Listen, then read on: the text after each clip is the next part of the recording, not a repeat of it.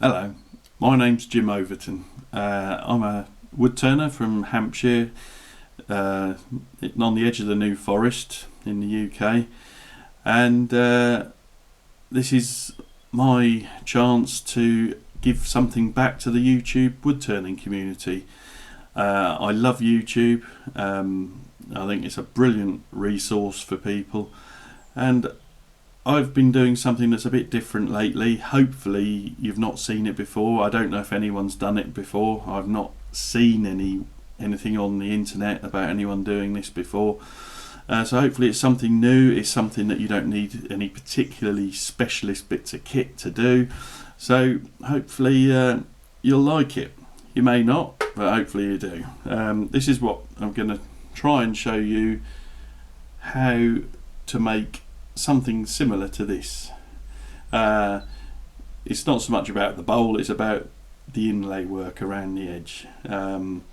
This is what you call a change bowl, something for putting your loose change in. This is out of reclaimed mahogany from an old mahogany fence post. Absolute so and so to turn, but yeah, it's come out well, and I've done this inlay work around here, and that's what I'm going to try and show you how to do. That's the plan.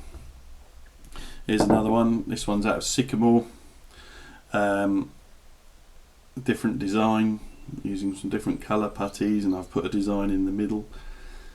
And this technique can be used on platters, bowls, even goblets, Mike Walt, if you want to. You could do it on all sorts.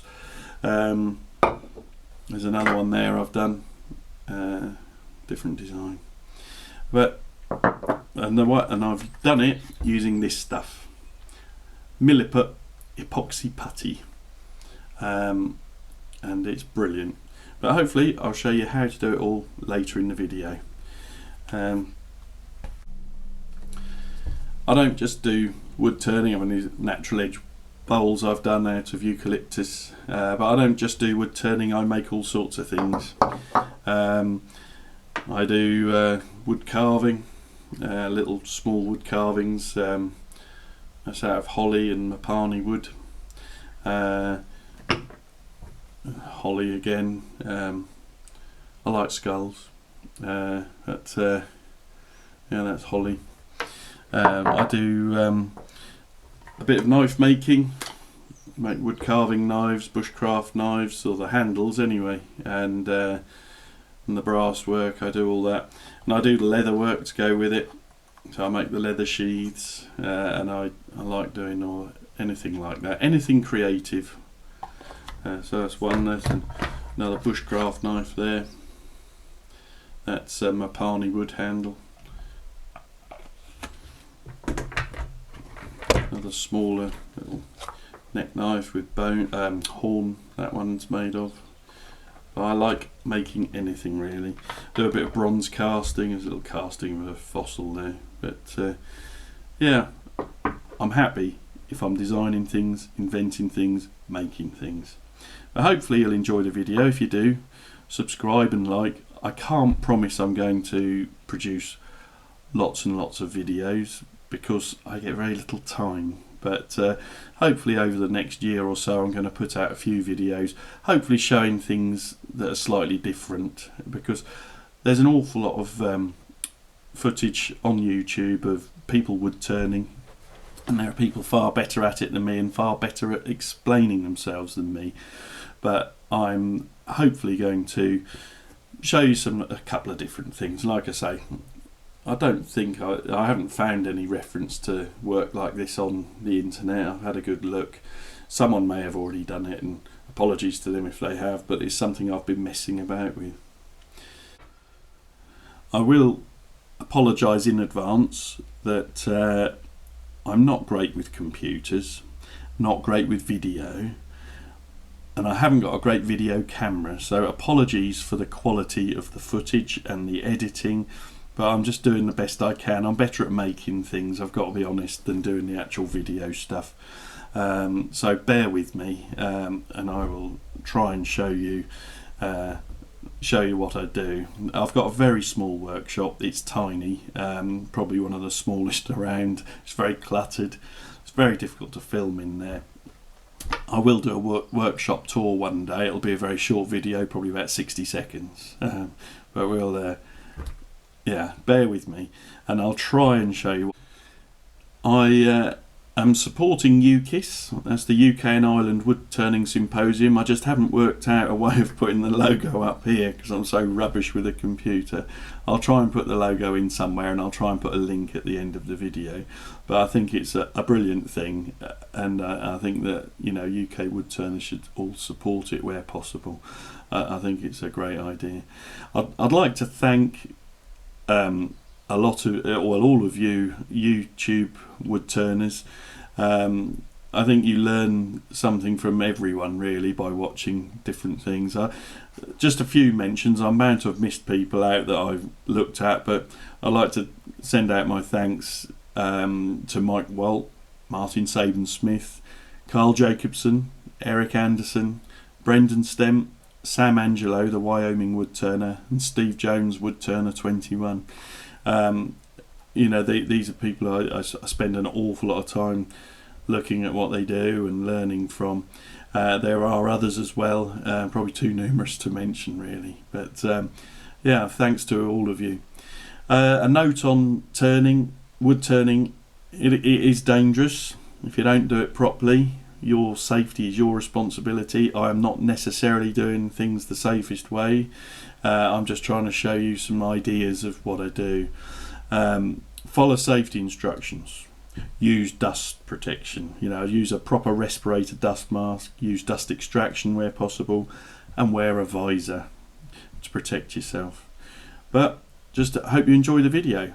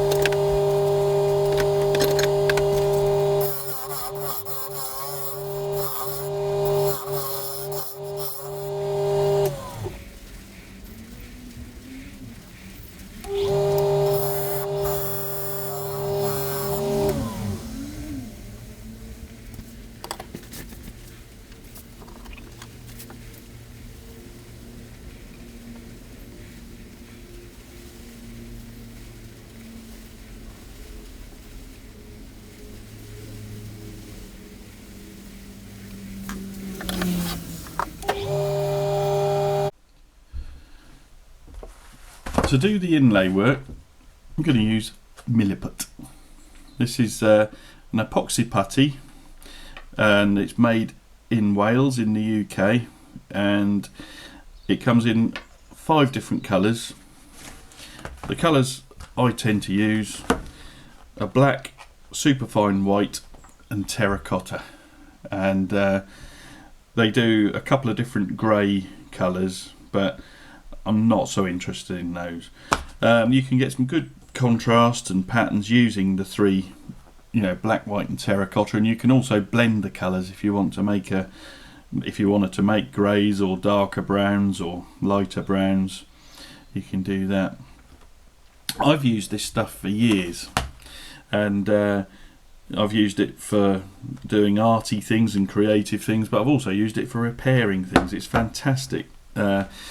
It's a thick putty, it stays where you put it, it sticks well, it'll set underwater. It's very heat resistant. It's heat resistant to 130 degrees C, and it's which means it's good for wood turning. As long as you don't overheat while finishing and things like that, it's very, very good. I've used it, like I say, for repairing stuff and making things. With the wood turning, you can use it in the centre, around the edges. You can use it on platters, bowls, just about anything really. Spindle work, goblets, and I've put in this one. It's in the middle and round the edge. You can make the design as complex as you like or as simple as you like. Just a simple black line, I've got a simple black line each side of this stripy bit, but you could just put a simple black line around the edge of a platter to provide an accent or emphasize something. The beauty of it is it produces lovely clean lines, crisp, clean finish, and it's beautifully smooth and flush with the surface of the bowl. This is the one that you hopefully saw me turning in my micro workshop. This is sycamore, and this one is ready to put the putty in to do the inlay. I've prepared the recess around the edge. I wouldn't decorate nicely figured wood, burls and things. I like the wood to speak for itself. I might, consider doing a texture on something, but with a wood like this, it's a nice grain on it, but it's fairly plain. If it was just a simple bowl, it might have not much of interest on there. So something like this, I think, is good for doing some decoration work round the side. As you can see, I've left this on the chuck. Useful if you've got a spare chuck or a couple of chucks, because I tend to leave it on the chuck while I do the putty work. That way when I remount it for finishing, it will hopefully run as true as possible. This is how Milliput comes in 2 parts, putty A, putty B. It's a very heavily filled epoxy resin, a very fine filler, which makes it thick, and it stays where you put it, and it doesn't shrink on its setting, so it's ideal for doing inlay work. There's a set of instructions there, tells you a bit about it, what it can do, and it's very good. Once it's set, it's apparently non-toxic, but it's good stuff. Like I say, I've used it for years, enjoy using it. It's very versatile, but read the instructions. I'm going to start doing this sycamore one now, and I've decided to do a combination of sort of a marbled terracotta and black, almost like a tiger stripe around it. You can see the recess I've cut is sort of 2 to 3 millimeters deep around here. It's slightly undercut. You've got to try and go in at least perpendicular, and if not, slightly undercut it. When I did this, I used a Sorby parting tool, but there's a number of ways of doing this, and I come in at a low angle, so it's acting as a negative rate scraper. It needs to be a sharp parting tool, and I've just gone in and created that recess all the way round. But if you come in at a low angle, you get a much cleaner entry cut with no sort of fluffing up of the edge. And you really need to get a nice clean edge here, because that way your finished inlay will have a nice clean edge. The cleaner the edge you can get on this, the better. You don't want any fluffy bits. The other thing I do is I run sanding sealer around in this once I've done it, and I think it just helps seal the wood and makes a nice dust-free, fluff-free surface just for sticking the inlay into, sticking the epoxy into. But there we are. We're going to start by mixing up the terracotta colour. Here it is. Going to cut equal lengths. Very difficult to judge how much of this you need. Trial and error really. You want to mix up a bit more than you need. I'm just trying to, it's guesswork, but I'm going to let's cut that will do. Yeah, so I'm just going to chop that.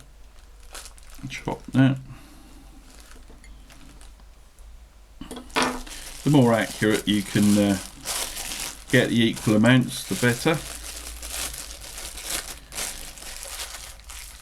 Might be worth wearing gloves to do this, particularly if you've got sensitive skin, because some epoxies can irritate people. I've never really had too much of a problem with it. I think the instructions probably tell you to wear gloves, but I'm just going to show you how to mix this.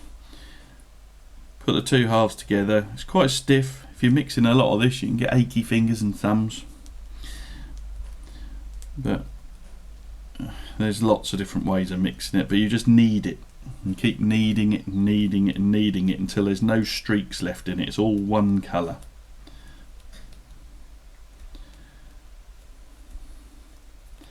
And as with all epoxies, I recommend you mix them until you think you've thoroughly mixed it, and then mix it a bit more, because you'd want it to be really thoroughly mixed or it's not going to set properly. And if you want to get a good finish on your turning, you need to have it properly set. Word on setting, they say it's hard in 2 to 3 hours. That's at room temperature, because it is very temperature dependent. I tend to give it a bit longer. I'd say at least 6 hours, which is another reason why it's useful if you've got a spare chuck. The ideal thing is to do the epoxy bit just at last thing in your woodworking sessions and let it set overnight and finish it the next day really. If you try and finish it before it's set, it's going to spoil. You'll get smearing and you know, it's not going to cut well. There we are, that's thoroughly mixed now. I don't know whether this is available in the States or worldwide, I'm not sure. I think it is, but there is probably if it's not available overseas, there probably is an equivalent. I'm sure there is, but yeah, I've only had experience of Milliput, so I can only really talk about that. But that's ready now. What I'm going to do now is try and get it flat, because we've got to try and create this sort of stripy marbling effect. You don't want it too uniform. You want it to appear a bit random, but at the same time, if you're not careful, you can end up with big blocks of one colour and not the other. So we're going to set this up to try and engineer to a degree what the finished result is going to look like. And it'll come out different every time, which is one of the nice things about it really. It's just a case of experimenting. There is so much you can do with this. The creative possibilities are pretty well endless, you know, with this thing with the wood turning, and I've thoroughly enjoyed doing it. You get a nice tactile result at the end, you know, you get a nice finish on it. So that's flat now. Try and get it smooth because we don't want any voids in it. I'm going to lay that on a bit of baking paper. We'll set that to one side. I'm going to wash my hands and then start mixing the black, because obviously you don't mix them together, otherwise you'll just end up with dark brown. You have to mix the two colours separately. That's the key to getting a good result. Wash us off with soap and water. I'll be back in a minute.